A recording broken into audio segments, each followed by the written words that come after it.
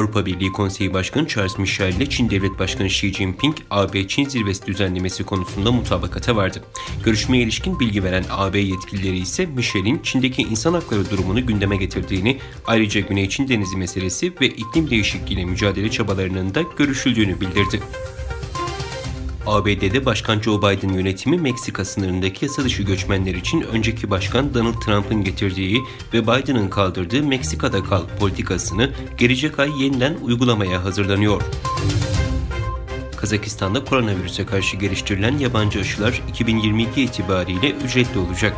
Kazakistan Sağlık Bakanı, bakanlığın haftalık basın toplantısında yaptığı açıklamada gelecek yıldan itibaren sadece yerli aşıyla ülkede üretilen Sputnik V aşısının ücretsiz uygulanmasına devam edileceğini duyurdu.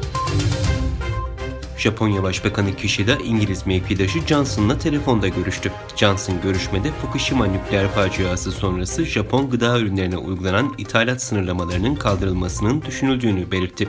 İki başbakan, Çin'in faaliyetlerine karşı serbest ve açık Hint-Pasifik vizyonunu hayata geçirmeye yönelik yakın işbirliğini sürdüreceklerini bildirdi.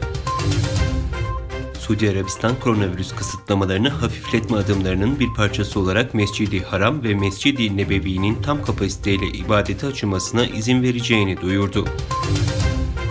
Milli Savunma Bakanı Hulusi Akar resmi ziyaret kapsamında geldiği Polonya'da Savunma Bakanı ile önce baş başa daha sonrasında heyetler arası görüşmeler gerçekleştirdi. Polonya Savunma Bakanı yakında bir heyetin silah sistemleri satın alınması ve teknolojik tecrübe paylaşımı için tekrar Türkiye'ye gönderileceğini belirtti. Çin son yıllarda gelişen uzay programı çerçevesinde 6 ay sürecek olan en uzun insanlı uzay görevine 3 taykonotunu gönderdi. Çin'in 3 taykonotunu taşıyan uzay mekiği Long March 2F roketi tarafından yerel saatte 00:23'te fırlatıldı.